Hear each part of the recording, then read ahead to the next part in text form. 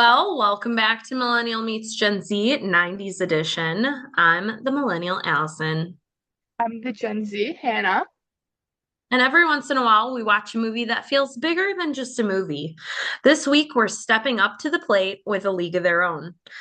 The story of the All American Girls Professional Baseball League during World War II when women took the field while men were overseas. It's about sisters, it's about rivalry, and it's about proving you belong. And yes, there is no crying in baseball. We're talking 90s sports movie energy, iconic one liners, Madonna in uniform, Tom Hanks at peak chaotic coach mode, and why this film still hits decades later. So grab your glove, your Rockford Peaches jersey, and let's rewind. So, A League of Their Own is coming to you from 1992, but it's also from way before that. This film was watched on Netflix, but recently just got pulled today for new content. But you can actually still watch it on Philo, or you can grab it on a rental from YouTube, Apple TV, or Amazon Prime. It's like $4, and it's worth every penny. Synopsis is, as a reminder, A League of Their Own is a comedy drama set in World War II that follows the formation of the All American Girls Professional Baseball League. Sisters Dottie Hinson and Kit Keller join the Rockford Peaches, facing rivalry, skepticism, and the challenges of being a professional female athletes under washed up manager Jimmy Dugan. So before we break it down, Hannah, what did you think? For a sports movie, I loved it. Yes. For a sports movie, I loved it. Like, I love the feminism approach. I love women, obviously. So it was nice watching women in sports. And I normally don't like sports movies. I liked Cool Runnings, but I almost liked this one more. I Oh my almost liked this gosh. one more. Like, this one, I'm not gonna lie, I was like pretty intrigued. Like, I have a lot of notes off it, some that don't make very sense to me in retrospect. But the Oh, cast was great. so And you're we got saying they hit it out of the park. they hit it out of the park. And I love Madonna, so I love seeing Madonna. And I don't know much about Tom Hanks. I don't think I've seen like too many movies with him. So it was like it was funny seeing him in such a chaotic role, as you said. I was like, what is this? I don't even know what I've watched with him in. I wait, he's from what is that one movie about the guy with he can't There's Gump. walk? Yeah, Forrest Gump. Yes, I have seen Forrest Gump. So The movie where he can't walk. I'm glad that wasn't the tagline for that one. When we watch that one later, we'll have to remember that that's Hannah's remembrance of it. The movie where he can't walk.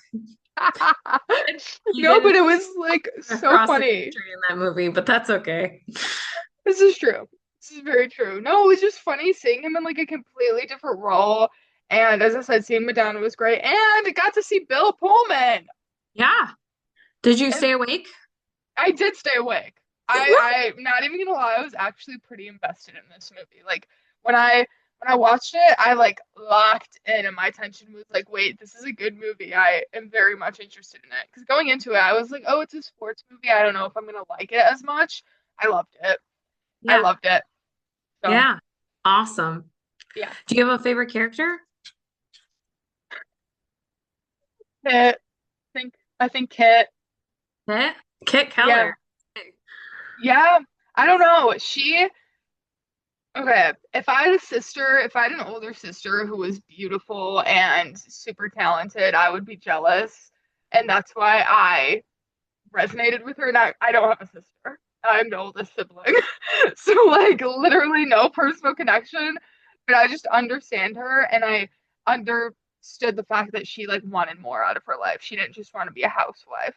Yeah. And it was kind of funny to see like the relationship between her and Dottie. And I also really liked Dottie, especially because she was like amazing at baseball. And I was like, oh, she's good. She was good. And I did like that she kind of sacrificed what she wanted for her sister. And I thought Yeah. that was really sweet. So, Yeah. yeah. Well, it was written by Kim Wilson, Kelly Candale, and Lowell Gantz. Romance. Kim and Kelly actually wrote this, and then they wrote like a TV spinoff that was in 2022, but they only had like 8 episodes. It didn't go very far. It was really good, and so it was really sad that it wasn't continued. And then they produced some other things, but Lowell Gantz, he is like a screen television writer, known for Splash, Robots, Parenthood, and Greedy. He also wrote Fever Pitch. He wrote for Laverne and Shirley, so he knows our director, who I'm going to introduce in a second, very intimately. He wrote City Slickers. He wrote Forget Paris, Multiplicity, Father's Day, Ed TV, Where the Heart Is, and honestly, like a whole lot of really great movies with humor and heart. So, like, you can see that coming out in this movie. Now, it was directed by Penny Marshall, who we've seen in Hocus Pocus, but she directed a bunch of other things. She directed Tom Hanks in Big. She directed Robin Williams in Awakenings. She directed Denzel Washington in The Preacher's Wife. But on screen, we know her for her role in Laverne and Shirley. So she was in that show. She was one of the stars. She played Laverne. And we open on a White House where kids are playing basketball. A woman glances at old black and white photos, and we're introduced to the Queen of Diamonds herself, Dottie Hinson, who is packing for a trip with her daughter, who throws in her mitt. And she doesn't want to go. And her daughter says, "When are you going to realize how special it was, how much it all meant?" Her grandkids tell her goodbye, and she gives the oldest advice to let his little brother shoot the ball and tells the youngest to kill him. Yes. Now, let me say they did a pretty good job of making her look both old and young and bringing her back to her real age. While it's obvious, like, it's prosthetics when she's old, it's actually not too shabby. At I the base, agree. yeah, Yeah, she didn't look like super old or anything. She she she looked looked like, really good. well, yeah, it was done well. Hmm. Um, at the baseball stadium, lots of women are reliving their glory days. Dottie's memory takes us back in time, and it gives us the news reports when baseball's biggest stars joined the Army for World War II. Now, Dottie Hinson is played by Gina Davis, and she's known for her role in Thelma and Louise, The Long Kiss Goodnight, and The Fly. She's also been in Beetlejuice, which a lot of people might know her from. Yeah, as the woman who died and comes back, and Stuart Little. Most recently, she is in a new show called The Bros, and that's coming out this year. The newsreel rolls, and Walter Harvey, the candy bar king, has hired Ira Lowenstein to figure out how to keep baseball going. In Willamette, Oregon, in 1943, we see a women's softball game. Up to bat is Kit, as Dottie gives her little sister unsolicited advice, and Kit strikes out. Dottie is up and she hits way out in the field, getting 3 runs and winning the game, and her sister Kit is moping. On the way home, we hear Kit complain that she's always compared to her sister Dottie and hates it. And they start competing at fast walking, and then they start winning, like racing each other, and running. Now, Kit Keller is played by Laura Petty, who we recently saw in Hannah. I don't even remember. Free Willy. Oh my God, wait, who was She was she? the dolphin trainer. She played Ray. Oh, she was the trainer. Wait, isn't there a Yeah. character? Hold on. Oh, never mind, it's May, not Ray. I was like, isn't there a character named Ray in this? And I was like, wait, no, it's May. No. So we just saw her in Free Willy as the dolphin trainer Ray, but she's also known for her role in Point Break and Tank Girl. There we go. Hmm. Tank Girl sounds interesting. Do you know what is it about? I don't know. It looks really stupid, and honestly, I don't think I'd ever watch it. Okay. The girls are milking cows in the barn when Ernie Capadino walks in, seeing the girls milking the cows, and he says, "Doesn't that hurt them?" And Dottie says, "Doesn't seem to."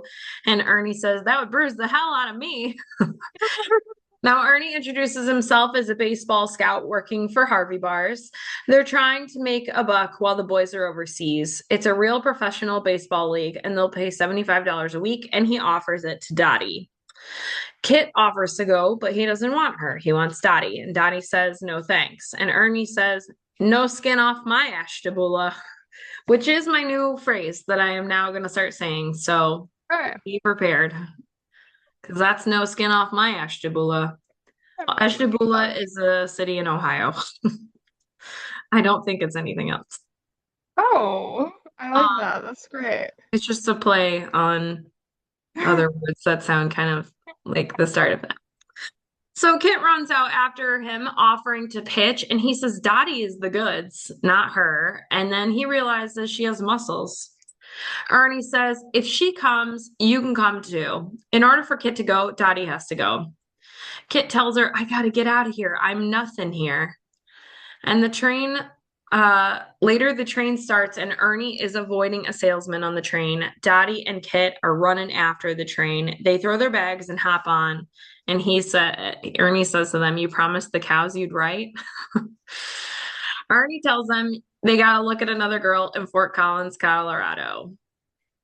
No, Ernie Capadino is played by John Lovitz in a very John Lovitz fashion. I don't think he knows how to beat anybody else. He's known for Loaded Weapon 1, Rat Race, and Happiness, but honestly, he's just known for being John Lovitz.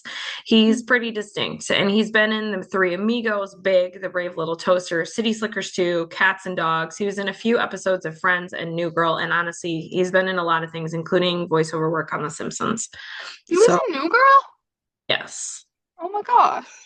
Yes. I'll have to look out for him. He's the same character pretty much every time. Like you can't miss him. Even when he does voiceover work, he sounds exactly the same. So Hmm, you'd interesting. recognize his voice from now on, probably.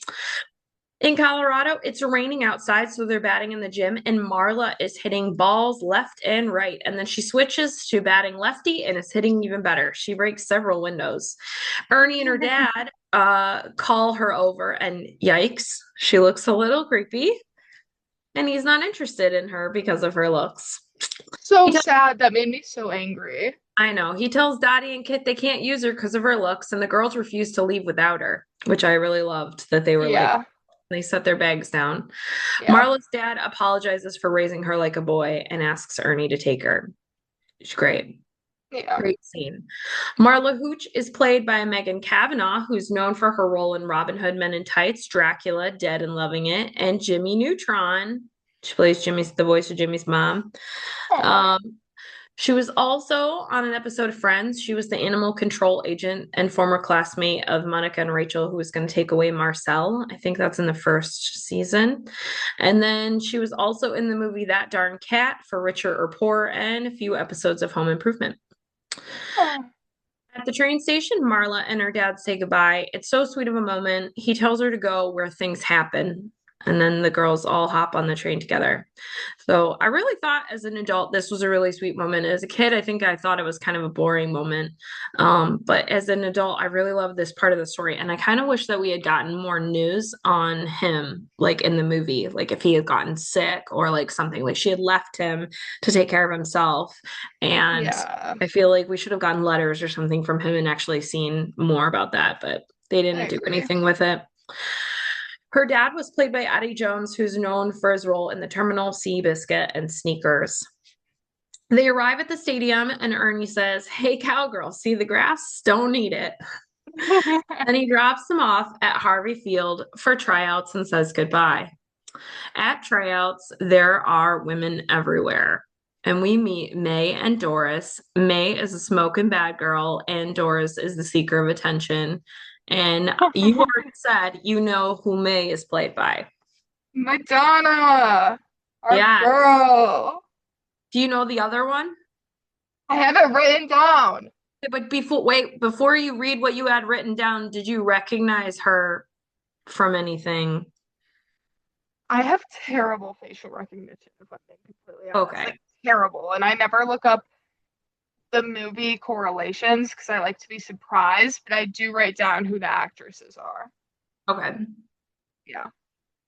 Well, she is played by Rosie O'Donnell. So as we talked about, May Morbidito is played by none other than Madonna. Now, outside music, Madonna has done some acting. She's in Desperately Seeking Susan, Shanghai Surprise, Dick Tracy, Body of Evidence, Evita, and the next big thing or best thing. Sorry.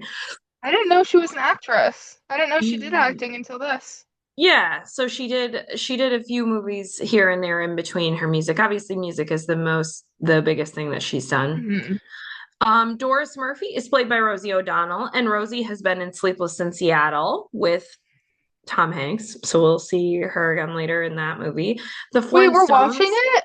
eventually. I don't know when it's going to hit our list. It might be next year, but yeah, eventually we'll see it, of course. So that you can fall asleep to another movie with the word sleep in it. Actually, that one actually might make you fall asleep. I'm not sure. But the Flintstones, now and then, we are seeing one of now and then with her in it. So that's on our list this year. Harriet the Spy, Wide Awake, Tarzan, and Riding on the Bus with My Sister. She played opposite Andy McDowell. Okay. Whoa, she's in a Andy lot. McDowell was one of the women that you were like obsessed with recently. Oh, is she one of the really hot ones? That I was like, Andy, she's beautiful. yeah. A different movie. Yeah. Okay. So they're going to have four teams, 16 girls to a team, 64 girls are going to make it, and there are over 100 there for tryouts. I thought that was crazy that they recruited over 100 and we're only taking 64, but that's, yeah. Wait until you hear the history. May says that means some of you girls are going to have to go home. And she and Doris turn to walk away, to which Kit says, "What do you mean, some of us?" And just then, Doris whips around and throws a pitch that Dottie catches with her bare hand after Kit ducks.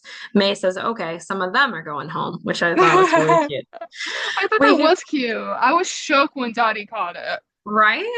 Like, girl power. Well, we hear the commentary of women becoming masculinized against baseball over the radio. But the women at tryouts are killing it. Tryouts are include pitching, catching, hitting, sliding into base, and they're finally put into teams. Kit and Dottie make the Rockford Peaches. There's a woman that doesn't know if she's cut because she can't read, and Helen runs up to her and helps her find her name. She made the Rockford Peaches as well. That was so sad. I didn't know during that time period that wasn't, I mean, I know nothing about that time period, especially World War II, but I didn't know that was common. But That, women weren't always educated, and it depended on where you live. If you were in a really rural area, maybe they felt like you didn't ever need to know how to read. You so just had to sad. know how to do your chores and get married. So sad and have babies. So they have formed the All American Girls Baseball League. The uniforms are short skirts, and the girls are a little upset. But Lowenstein says, "You can't play ball in this. You can't play ball with us." He actually makes a comment about how there's a lot of women who are headed to the bus station right now who would be happy to play the game in a bathing suit. They control the social events, no smoking, no drinking, no boys, and the girls are sent to charm and beauty school. Oh my God, that pissed me off. That pissed me off.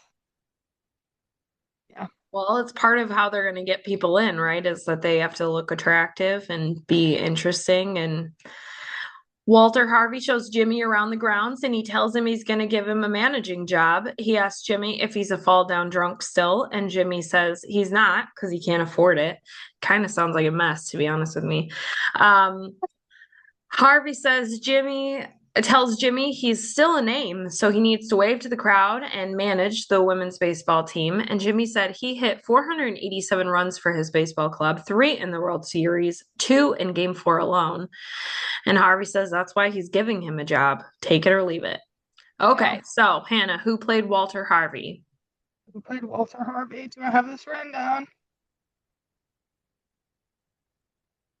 I sh I have You no idea. I did not have that You have written to down. know this one now because if we see one directing, we usually will see the other one in the movie or writing the movie. So think of who the director is. Penny Marshall, Oh who was wait, in is it Hocus Pocus with her brother, Gary Marshall. Gary Marshall? I don't have the one written down, and I only pay attention to the cast if I have them written No, no, down. no. But like think about it. So like we will continue to see them on and off together. He directed Overboard, so we talked about him there. Oh Um yeah, and he also directed the 90's movie that you recently just had to watch, which was Pretty Woman. yeah. It was bad. That was He bad that was I watched that. Did I tell you I it, watched it twice? He was also, I think he appeared in that movie as well. But as an actor, we saw him and Penny Marshall in Hocus Pocus as the devil and his wife. Um, Oh yeah, yeah. but Yeah. he has been in a lot of things. He acts, he writes, he directs, and his sister Penny Marshall does the same, acts, writes, directs. So we typically will see them oftentimes working together. Okay. Um, just because they're both really big names. And then there's more family stuff in this movie as we go on further. But the first game of the All American Baseball League was the South Bend Blue Sox against the Rockford Peaches. And Jimmy shows up drunk, takes a long pee in the locker room in front of all the women. Jimmy walks around without saying anything, and the girls can't play without a lineup. So Dottie takes over. Jimmy walks out and does his wave that he's supposed to do and spends While the game. drunk. Yeah, spends the game passed out at his bench, occasionally scratching himself.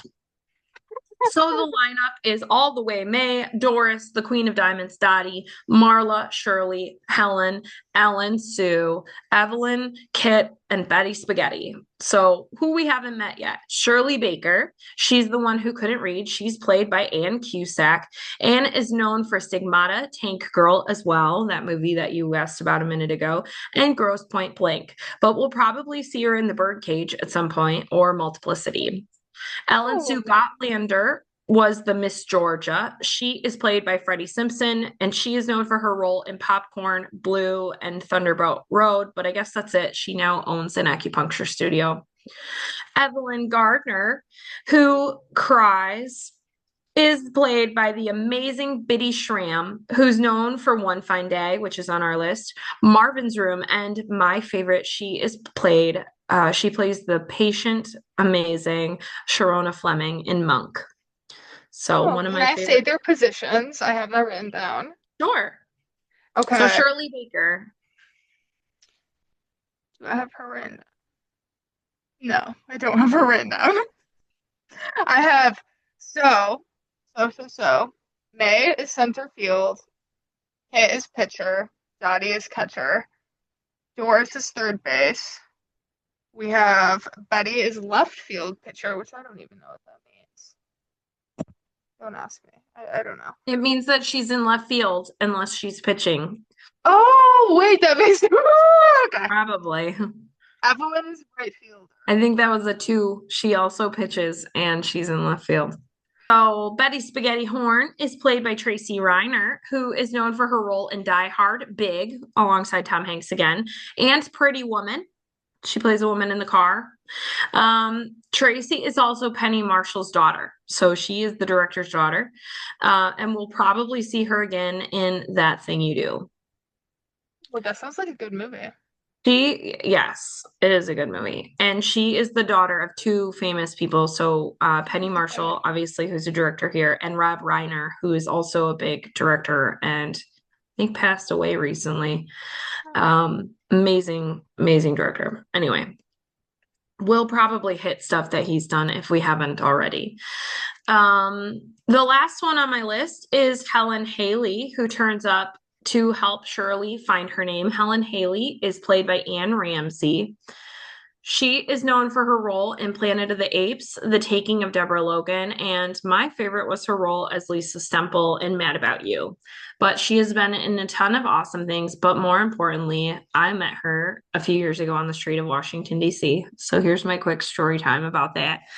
I was walking to breakfast with a friend and I was talking about how, like, the Spy Museum I'd been to the day before, I was kind of disappointed because it was like more of like an amusement facility than like a museum, it kind of seemed like. And so, like, while it had like artifacts and information, it was like a lot to take in with like lights and sounds and colors. And I was telling Interesting. that to my friend, and the woman on the street behind me was like, "Oh no, we're headed there right now." And I was like, "Well, it's not terrible." Like, I kind of felt really bad. I was like, "It still is a lot to see." I was just hoping for like a cool museum and not really like a kids experience. And I kind of like felt like I ruined it for them. But then I turned around and I was like starstruck. I was like, and I turned back to my friend and I was like, "Oh my God, is that her?" And my friend had no idea who I was talking about. And the woman behind me was like, "Yes, it's me." It was Anne Ramsey. And she was like, "What do you know me from?" And I was like, "I just binged and rewatched like all of Mad About You, and it got me through like a tough time. You were awesome in that." And she looked kind of shocked that I said Mad About You. I think she thought I was gonna say A League of Their Own. Oh my Um, God. and I was like, "You were awesome in that." And she said that was like one of her favorite things to work on of all time. So I was like, "That's really sweet that she worked on that show." And then I wasn't really connecting the dots of A League of Their Own. I like had an idea, but I was like trying to remember quickly on the street. And I was like also trying not to get lost because I was so focused on I was running late. Like we were trying to get to this restaurant that had like they had changed where they were gonna go eat. And I was like trying to figure out I have to navigate my way back and my phone was dying and stuff. So anyway, Oh, so jeez. I was like kind of out of it when I was talking to her, but um like trying to remember where she was from. And I was like, just like, but she was wearing this leather jacket, which she wears in the show. And so I was like, that's her. Like, anyway, she took a photo Wait, with me. Batty. Yeah, she took a photo with me. It was super nice. I immediately sent it to my dad, which was really good because I dropped my phone only hours later and broke it and lost a lot of photos from that trip. But I have that one Oh, because I no. sent it to my dad. So You should post it. I will. I will post the photo of me and Anne Ramsey on the streets of Washington, D.C. So anyway, she's Helen Haley in this movie. Well, Dottie hits a home run and gets 3 runs, and then Rockford wins 5-2. Lowenstein stops in and sees that Jimmy is drunk, and Jimmy says he's just here to wave his hat and smile, and he doesn't have like baseball players, he has girls. We see a picture highlighting the All American Girls Baseball League. Evelyn sees Jimmy Dugan, or she asks Jimmy Dugan if her kid can join them on the road, and Jimmy doesn't answer her. So maybe he means yes. That kid pissed me off. Sorry. Hold on, we're not there yet. So Jimmy Dugan is played by Tom Hanks, and if you don't know Tom Hanks, you've been living under a rock. Tom Hanks is in Castaway, Big, Forrest Gump, Philadelphia, Splash, The Man with One Red Shoe, The Money Pit, The Burbs, Turner and Hooch, which is one of my favorites, Joe versus the Volcano, Radio Flyer, such a good movie, Sleepless in Seattle, the other movie you'll fall asleep to, Apollo 13, Toy Story, That Thing You Do, Saving Private Ryan, The Green Mile, Catch Me If You Can, The Polar Express, The Da Vinci Code, Captain Phillips, Saving Mr. Bank. Honestly, I could go on and on and on and on and on. But I've watched more movies than I thought I had with him in it. yes, you have. But more importantly, for what we have coming up, he is in one of my upcoming favorites, You've Got Mail. Oh, that sounds good. I may watch that one early. No, you won't, because that's my birthday. That's one of my birthday movies. Oh, that's your birthday movie? Okay. We're No. not watching my favorite movies early. That's literally like 2 weeks away. You can wait. So next we see the kid running through the bus covered in chocolate. Hannah is obsessed with this kid. She loves him. And he's covers the bus driver's eyes and then they swerve off the road. The bus driver storms off leaving and their house mother is chasing him, Miss Cuthbert. May runs after Stillwell, threatening to kill him, and then the girls plan on heading to a roadhouse after poisoning their house mother later. It's like nice. Stillwell, she's just like, Evelyn's just like, oh, I'll give you another chocolate bar. And he's like covered in chocolate already. He's such a little brat. He is. He was so annoying. Maybe I just Count. am like, I think my dog is a little bit Stillwell today. He's just very much like, feed me cookies so that I stop being annoying. yeah. So poor, so George, I should rename him to Stillwell. Okay. That name is so funny too. Uh, well, Miss Cuthbert wakes Jimmy up and he kisses her until he realizes who she is. He's like, come here, baby, and makes out with her. And then he learns that the bus driver quit. He looks at Mrs. Cuthbert and says, by the way, I loved you in The Wizard of Oz, implying that she looks like the Wicked Witch actress. She did not play that actress, but she does kind of look like it, so I get it. And he drives the bus. Miss Cuthbert is very ill later, and the girls sneak out to the roadhouse for dancing. They obviously poisoned her. Dottie shows up to get them all home before Lowenstein arrives, only to find Marla has fallen in love and she doesn't want to leave because she's singing to Nelson. Oh my Um, God. That I have to say that Lorna happened though. Period. um, I never realized I'd probably grow up to be Marla. So, like watching this movie, I was like, wow, I think I'm a lot like Marla. Oh my God, who's your favorite character? I think Dottie is my favorite Okay. character. It's kind of hard not to just like her. Yeah. But Marla's good too. And I also liked Evelyn Sue because she was like gorgeous, but she also like is the one that threw the baseball at the guy who was making fun of them in the first game. She like got sassy with him. So I like that. And then I have a soft spot for Biddy Schramm, the actress who played Evelyn, the one who cries and has like the kid. I have a soft spot for her, so I like because of the show, and so like I just love watching her act. So that was Yeah. kind of hard to. I just yeah, she does such a good job. Oh, Um, okay, cool. uh, but I didn't like Kit. Like I mean I also didn't like Ray that much in Free Willy, but like just because it's not her, she was a good actress. It's not that. It's just that like the Kit character, she's just like a bratty little sister. And I get that she wants to get out from under her sister's thumb, but she's kind of bratty about it. I could So see that. I could definitely see that. I didn't like that necessarily about her. I don't know. I just was she like, like I'd be the couldn't, same way. yeah, she couldn't like see anything outside of her own personal, like what's affecting her. She couldn't like empathize with her sister or like really understand. Yeah, I get what you're saying. I don't know. The sisters also remind me of my cousins that are girl sisters that are close. They're competitive with each other too. And so like it's funny to watch. Now, the youngest is not bratty like Kit Keller, but it's just that's what it reminds me of is just watching my girl cousins like grow up because they were very competitive. Oh, Well, at the next game, Dottie is still coaching when Jimmy actually starts to pay attention. yeah. Finally. Marla is All up to right. bat and they're giving her confusing instructions.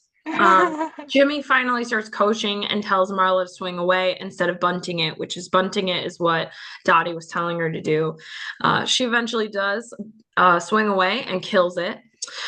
Next on the bus, May is teaching Shirley to read romance books, but read nonetheless. That was so cute. And they make it to the game, and at the next game, Jimmy pulls Evelyn aside.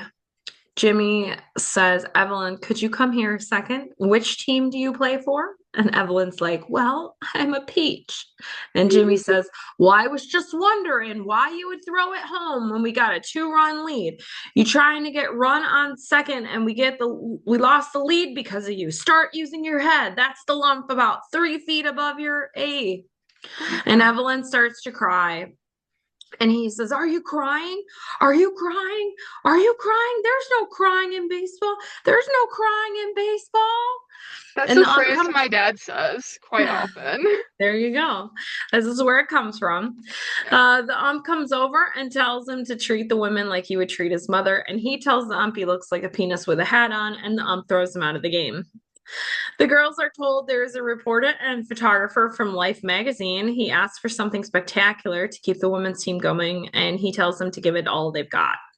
Pop fly goes up, and Dottie catches it while doing the splits, and Life magazine snaps the picture. The crowd keeps growing after that, and they start picking up and getting more news. So she understood the assignment. She did. Okay, Gen Yeah. Z term. I see you. Okay. When you call me out like that, Hannah, Have to. she understood the assignment. Okay. Anyway, I never get to say that either. So anybody, that's how that is done. I love also too, they have like a black woman who picks up like a foul ball and she throws it past Dottie to Ellen Sue and and like and like I just think that's such an impactful part of that which I think then led the spinoff because the spinoff I think includes like getting black women into the game or something. It's been a really long time since I saw the spinoff show, but Wait, that's um really cool. Maybe I yeah, should watch it. That's the first thing that came up when I like searched it, was yeah. the show on Netflix. It's only 8 episodes, so there's not a lot to watch. I And know it's on Prime, but yeah. I'm trying to remember. I thought that was a really good part because well, we'll talk about it later, but yeah, I just thought that was a really good part. During this time, Marla gets married on the off season. She's going to return the next season, which is really cute. She gets married to Nelson. And Jimmy and Dottie start getting along, but Dottie and Kit keep fighting. And the matter of fact is that the women had to do what the men did in dresses while looking pretty and showing off. And they like highlight that in the movie, with the big bruises and the cuts and the like really working at it. Yeah. Um, Dottie tells Jimmy about her husband Bob in the army when they're on the bus, and she asks Jimmy why he's not in the army, but it's because he has no cartilage left in his knee. He tells Dottie that she's one of the best in the league, which was pretty accurate at that time. Mhm. Kit gets pulled out of that game later, and Dottie plays a part in the call to pull her, and Kit gets really pissed. And then Harvey congratulates at the end of the game. He congratulates Lowenstein. Lowenstein gives the girls the credit, but Harvey said it's the women's baseball that is coming to an end when the men are coming back from war soon. They're not going to need to continue. Lowenstein says, "This is what it's going to be like in the factories too, I suppose, isn't it? The men are back, Rosie. Turn in your rivets." We told them it was their patriotic duty to get out of the kitchen and go to work, and now the men come back and we send them back to the kitchen. That's why I'm wearing my Rosie the Riveter bandana today in my hair, straight from the straight from the Willow Run Facility Museum. I think Um, it's so messed up how yeah. one, he used that kind of against women, and two, it was, I mean, it wasn't necessarily against women, but I guess it's messed up that they were, I just hate that women were Well, expected to be in the kitchen. but I mean, also then here's the next line too. Harvey said, "Well, what should we do? Send the boys returning back from war to the kitchen?" Like, So, yeah. I mean, it's how the world was. Lowenstein says, "Do you know how dedicated these girls are? They play with sprained ankles, broken fingers. They ride a bus sometimes all night to play a doubleheader the next morning." Ira Lowenstein is played by David Strahan, who is known for his role in Good Night and Good Luck, Lincoln, Godzilla, and LA Confidential. Now, Kit gets upset at Doris for picking on her, and Dottie and Jimmy for pulling her out. The girls end up fighting after the game, and Jimmy picks up Kit and plops her in the shower under cool water to cool her off. Kit tells Dottie it's her fault, and Dottie gets upset and tells Lowenstein to trade her or she's leaving. And that ends up causing Kit to be traded to Racine. Kit gets pissed at Dottie and packs her bags.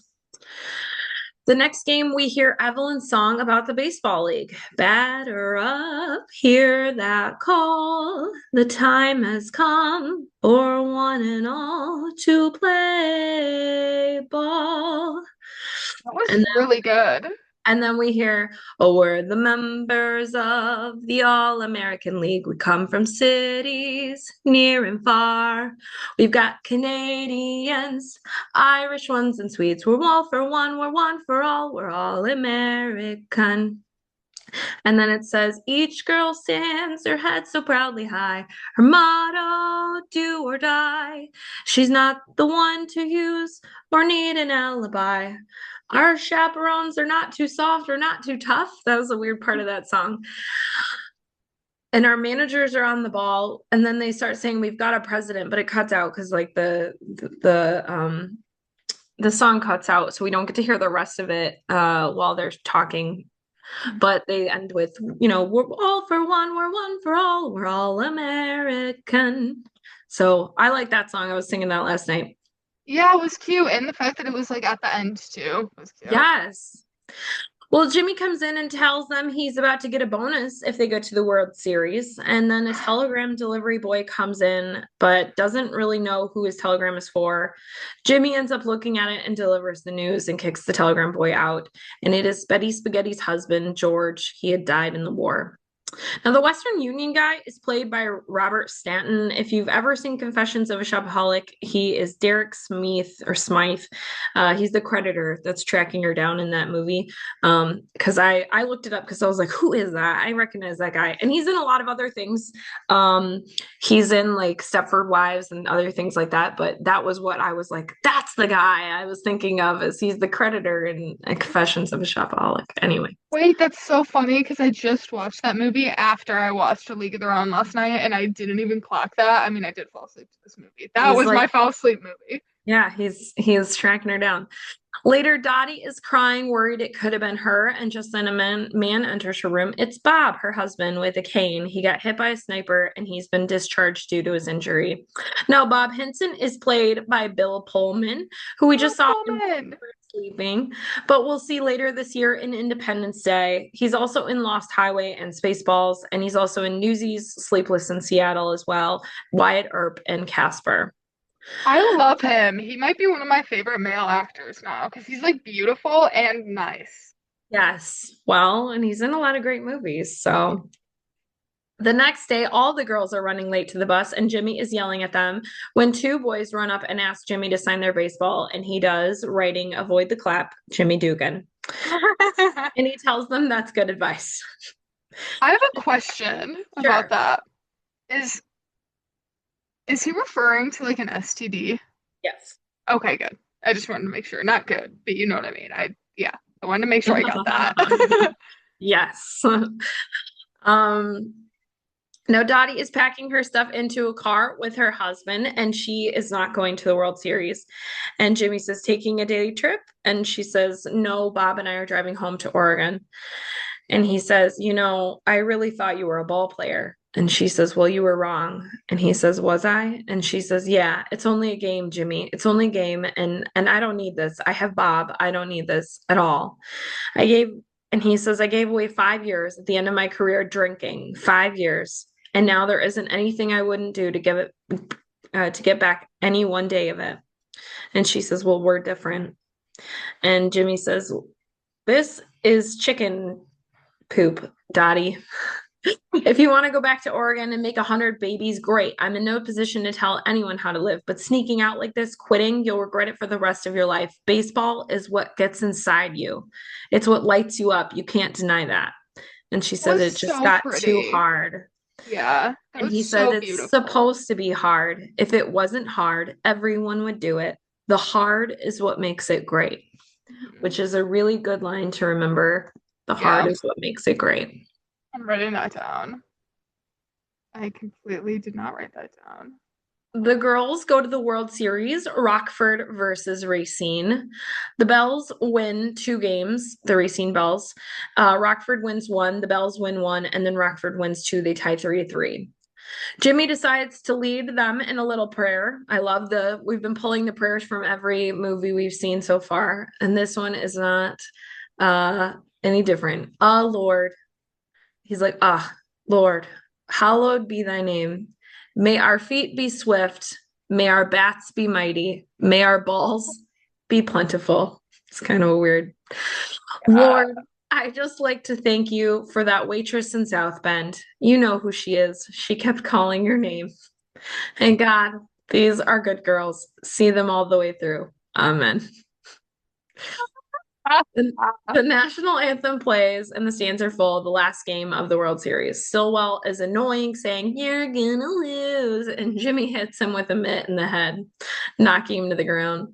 Jimmy is yelling at the catcher, only to find out that it is Dottie playing. Now, the announcer is David Lander. I do want to point this out because he is in Laverne and Shirley alongside Penny Marshall.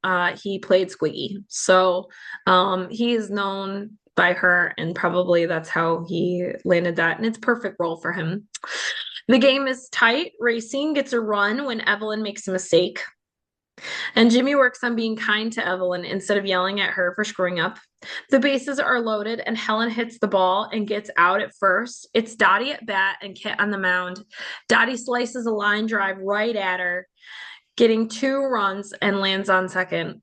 And Sue Ellen blasts it, but it's caught, and Kit is crying.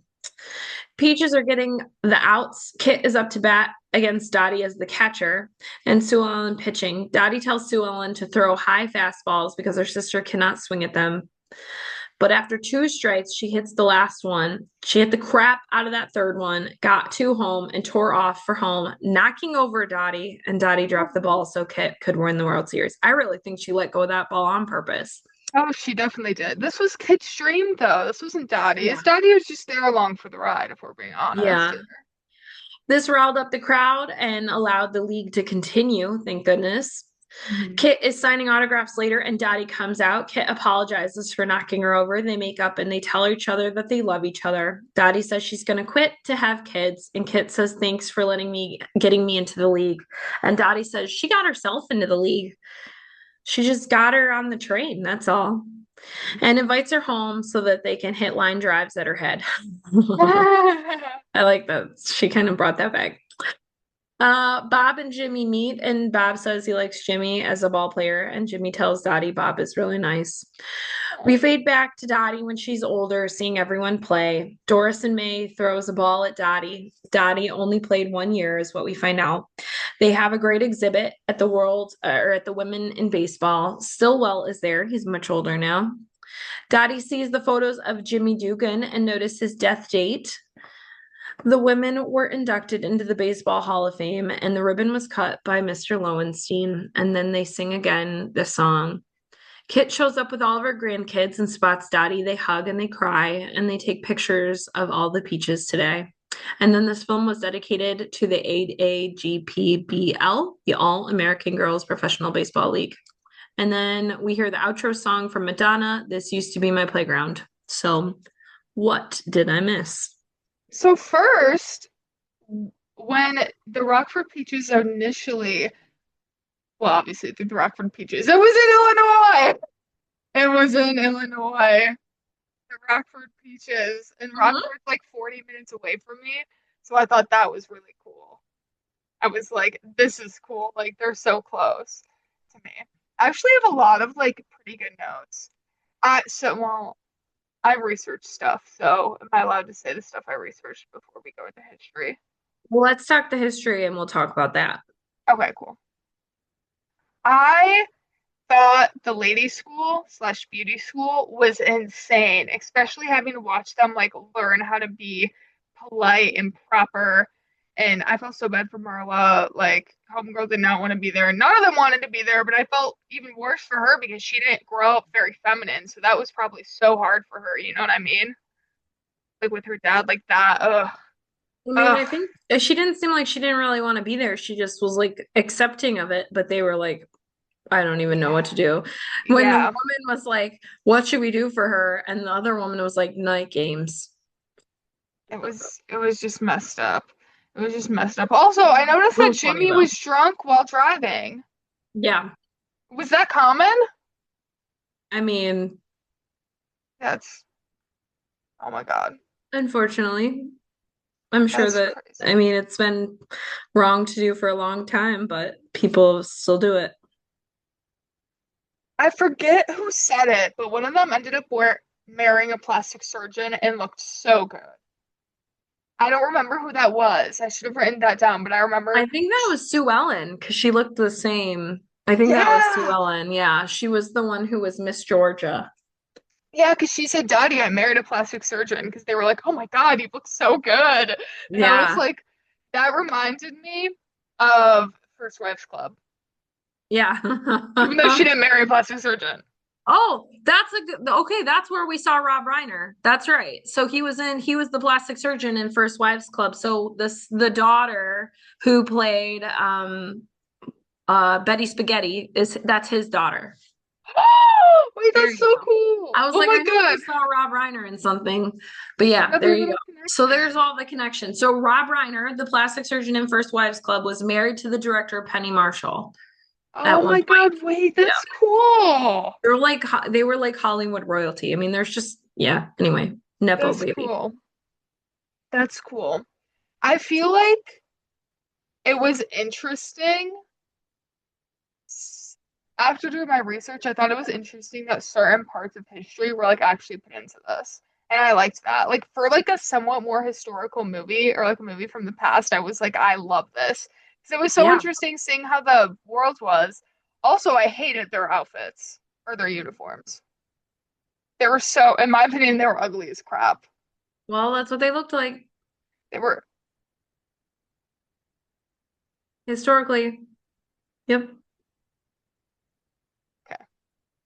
Well, that's just great. Great. No, I, oh my God, Evelyn's son. Can we just like go back to that? He was so annoying. And then You're not supposed to like him. seeing He's him supposed to older, be a little brat. and then like figuring out that his mom died, and then like that but I thought it was sweet that he went to the reunion. You know Hmm. what I mean? Like I thought that was really nice to Well, he represent. knew all the women. Yeah, because he was there. So, yeah, he was, he's still well. He grew up probably alongside all those women. And I mean, you don't see after the first season, but I'm sure he continued like kind of growing up alongside all those women Yeah. because she No, it probably was, continued to play. yeah, that's awesome though. It was a really good movie. It was a really good movie. And then a part of me wishes Dottie continued playing, but I'm not gonna lie, Yeah. Bob was so good for her. The way he interacted with her when he came home, I was like, I love this man. He's so sweet. Like he didn't give anti-feminism to me. Like Yeah. he gave like liberal man vibes, you know what I mean? Yeah. He didn't mind that she was playing. He wasn't angry about it. He wasn't whatever. Yeah, he was just like, okay, girl, you do you, which I Yeah. really appreciate. And I like both women, as I said. So, but you're gonna be surprised. I rated this movie an 8.5 out of 10. Okay. All right. What was the highest movie so far? Do you remember? It was a 9.5 if I remember correctly. And what movie was it? This one was like my absolute favorite so far. Was it Practical Magic or was it No, Fresh it Prince? was Practical Magic. Okay. It was Practical Magic. Okay. Well, Sandra Bullock's in it. Come Yeah. on, my girl, my girl. But that's such a good movie. I might rewatch it. I'm not gonna lie. Okay, Such so a good movie. 8.5 out of 10. I'll take it. Yeah, this was a really good movie. Like I was actually really pleasantly surprised. So Good.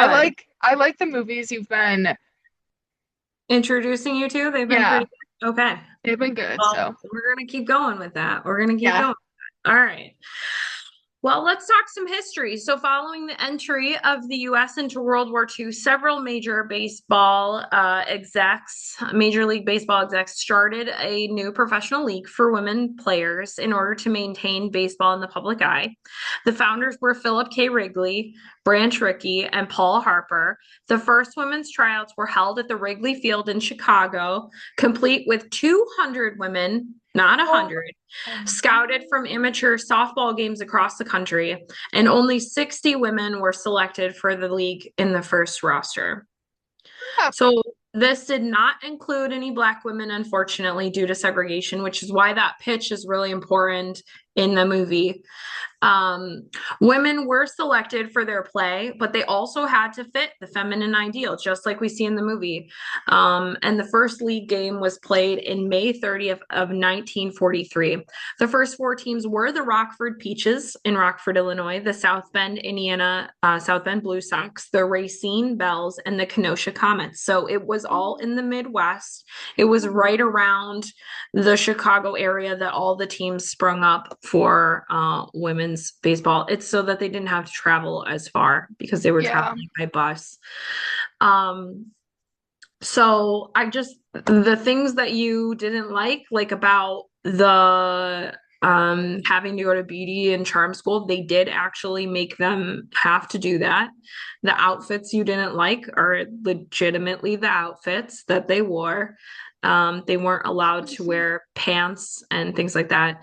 Now the rules of play like started a little bit closer to softball, and the ball was like a hybrid between a baseball and a softball, like the first year or something.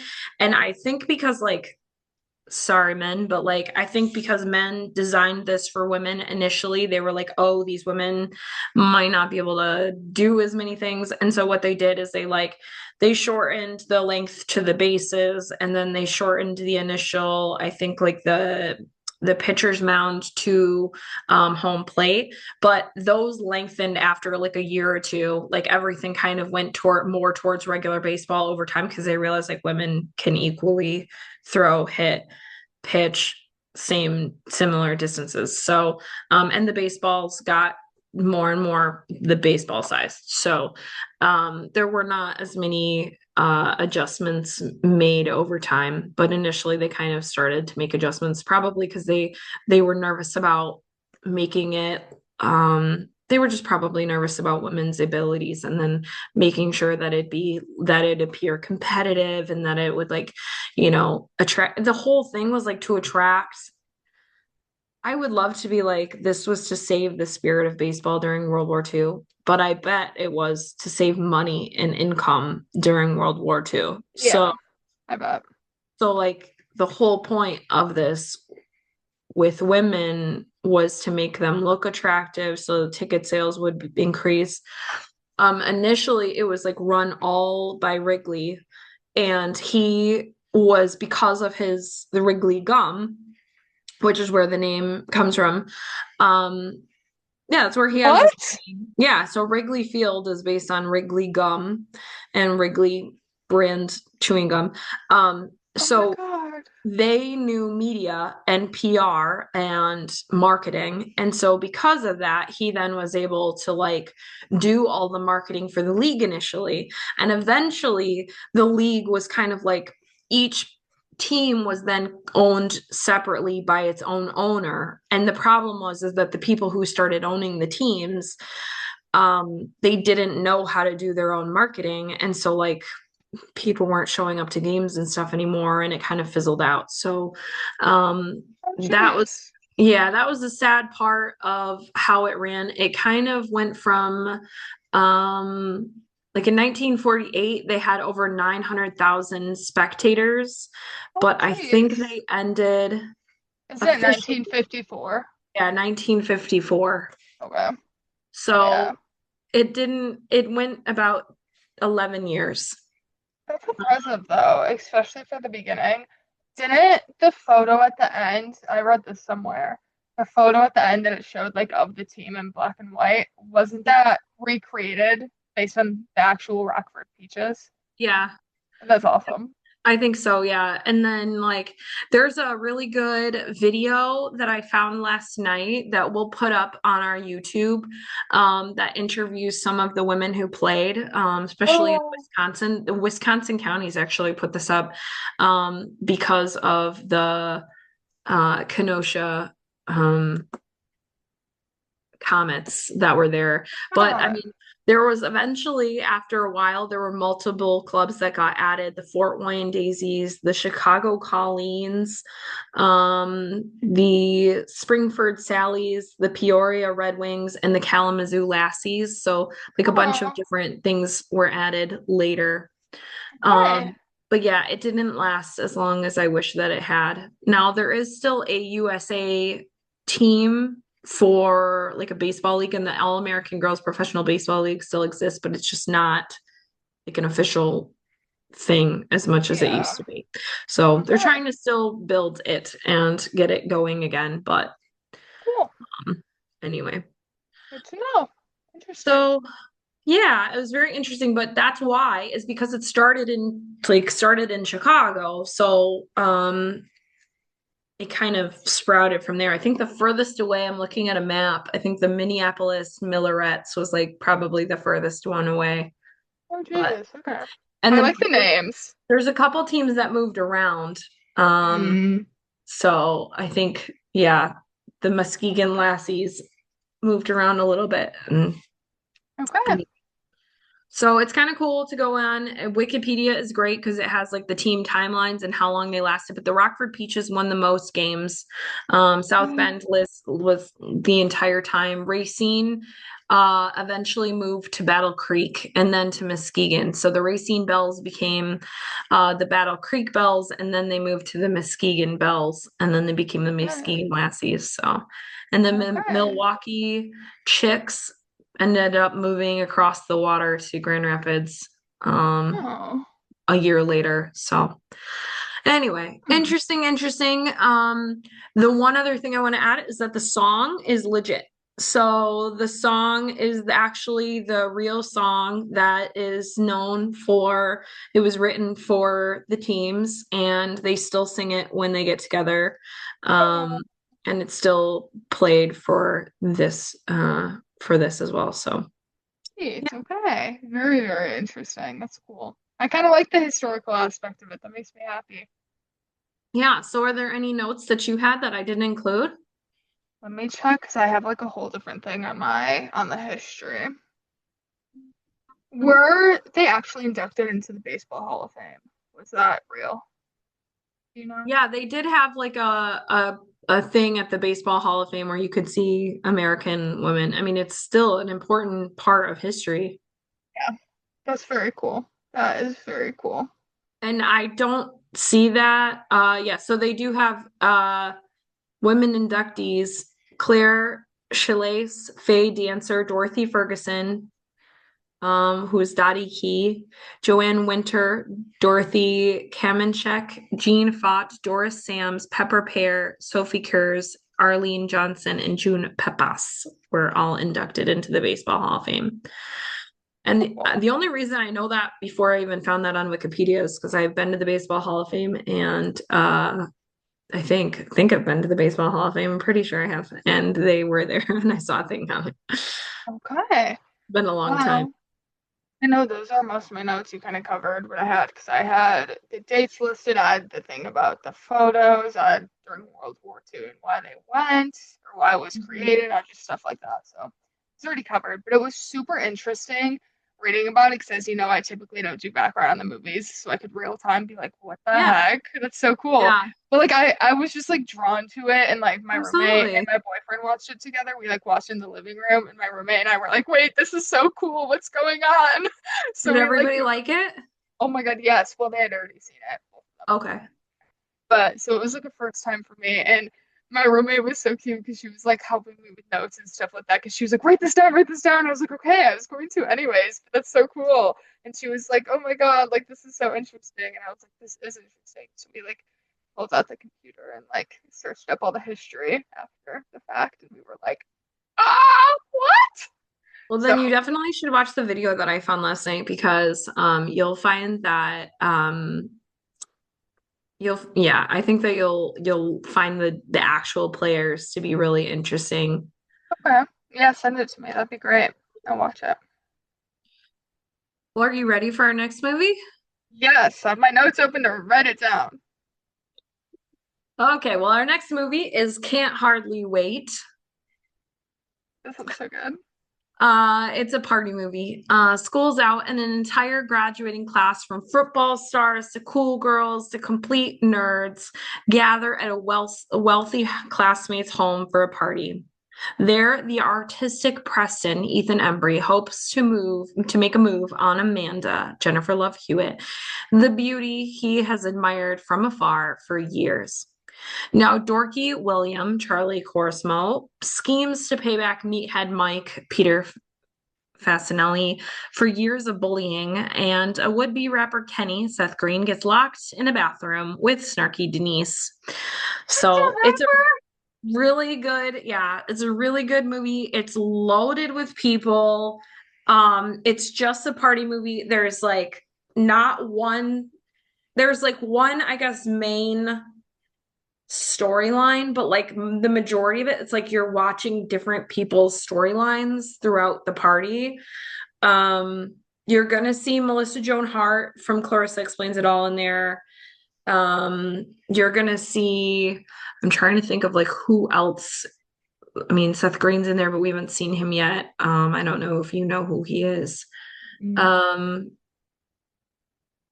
let's see, who else have we might have seen? I feel like there was somebody else that we saw that I mentioned. But there's a lot of people. Oh, okay. So when we watched She's All That, the guy that like was the bully that ended up having to eat the pizza, ugh, he's in this movie as well. He's kind of like a kleptomaniac. So Oh, you'll see him in this movie. I don't think he has any lines, but he's in this movie. yes. Um, Writing it down. my Some of my favorite quotes are in this movie. It's a stupid movie. It's gonna be like She's All That level. So I'm just like warning you. It's was made the year before, so can't hardly wait. Great, great movie. Um, so we'll see how it goes. Trust me, I'm gonna like this one because I'm obsessed with Project X from 2012, and it's like a party movie. Have you ever seen it? No. You should definitely watch it if you like this movie. It's literally about a party about these two nerds who hold this like huge party, and then like the house sets on fire, helicopters are over it. Like it's an effing crazy movie, and it's about like the main character trying to get a girl, and they end up getting together, obviously. And she's like, "Why didn't you hit on me sooner?" And he was like, good point. But you would like that movie. I don't remember who's in it, but it's good. Okay, I'll have to check it out. But Well, this is a rental that we're gonna probably rent on Amazon, but you can get it from Apple TV, YouTube, Google Play, Fandango. Um, Unfortunately, it's not streaming anywhere for free right now, but it okay. might be on YouTube. I mean, it might be on YouTube for free. Who knows if somebody's put it up there? But it's definitely worth the rental. It's a good watch one time, and there's like certain parts that I just wish I could spoil for you because I like absolutely love certain sections of this I movie. love spoilers. I'm not spoiling. I'm not spoiling because I want to get your honest reaction and like what you Okay. find is funny, and I'm going to tell you like what I find is really funny. Okay. Um, yeah, so I'm obsessed with this movie. It's stupid. It's one of my stupid obsessions. So I'm super excited to watch this. I heard her tell me this is gonna be like right up my alley, and I'm like so excited that I kind of want to watch it today. So I'm okay. yeah, Well, it's a good one. It's a good one to watch, especially because it's like not going to get warm anytime soon. yeah. So we'll see. We may have a guest next week. We are not sure yet. We're still working on that and may or may not. So we'll find out. But yeah. Any questions before we go? Nope, nope. I really liked A League of Their Own though, and I'm actually really excited for this movie. All I'm right. really excited. Hopefully I can keep this going because we are like getting into prime season of like all my like most favorite. I've got a lot. I've got a lot of movies. Like honestly, this entire year is full of movies that I love. But like these are going to be my most favorite. So you can't skip ahead in these movies because I would be so upset. But we're going to go through some of my most favorite movies coming up. I think we've got Okay. just like as a teaser, we've got You've Got Mail coming up. I think that's actually right after this one. Well, we got Man of the House coming up. We've got Twister coming up. We just got a bunch of great Back to the Future. We're gonna be throwing back to the 80s for that one. I'm so excited about that. So we've got a lot of great things. These are not all of my favorite movies, but these are a big chunk of them right put together because I am about to hit my 40th birthday and we are celebrating in this way by rewatching all my Yay! so Allison birthday, Allison birthday. anyway, well, that is it for this episode of Millennial Meets Gen Z. Thank you all for listening and revisiting those iconic 90s moments with us. We drop new episodes every single weekend. We just dropped one. So don't forget to like and follow us wherever you get your podcasts and keep up with what's coming up next. You can watch along with us. And be sure to check out our Instagram and Facebook for behind the scenes clips, photos, and extra content from each episode. I will post that photo of me and Anne Ramsey if anybody wants to see it. But until the next time, be kind and rewind. Thanks for listening, everybody.